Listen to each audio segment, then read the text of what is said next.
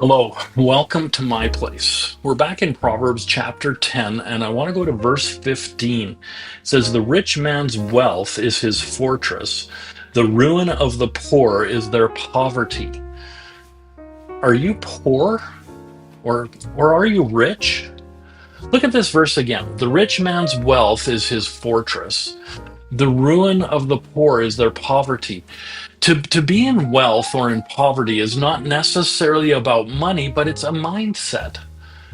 Never use your physical circumstances and let them rob you of the truths of God's promises.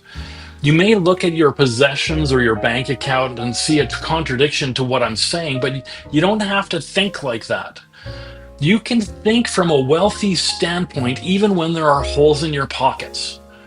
What do the promises of God say? Do you believe them? I'm not meaning the promises that actually fit into your situation, but the promises that actually will challenge you to believe. With that, let's look 7 verses down from this one. In Proverbs 10, verse 22, it says, "It is the blessing of the Lord that makes rich, and he adds no sorrow to it."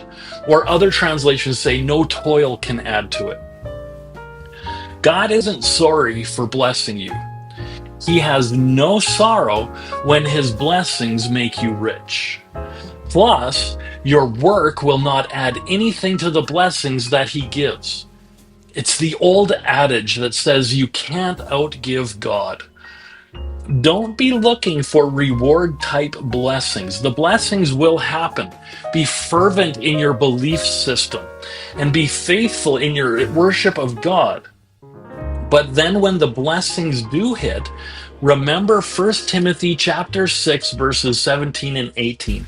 And let's go there now. It says, "Instruct those who are rich in this present world not to be conceited or to fix their hope on the uncertainty of riches, but on God, who richly supplies us with all things to enjoy.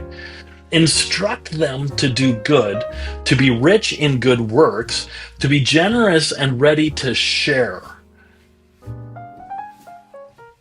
Don't be conceited about your wealth, or don't be haughty about wealth.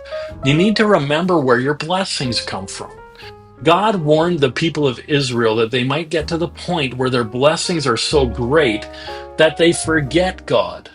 But we need to remember that God gives to us. But not only that God gives to us richly so that we can enjoy, take pleasure in the blessings of God. There are way too many people in churches that seem to be sour all the time. They don't recognize what God has done for them. We need to enjoy our blessings, have fun. But Paul tells Timothy, in your wealth, do good, give, and share. Be ready with your riches to enjoy them for yourself, but also be ready to give and share it with others. Of course, this brings up that God will give you blessings that are in abundance and not lacking in anything. But that, I think, will be for another day. God bless you richly. See you next time.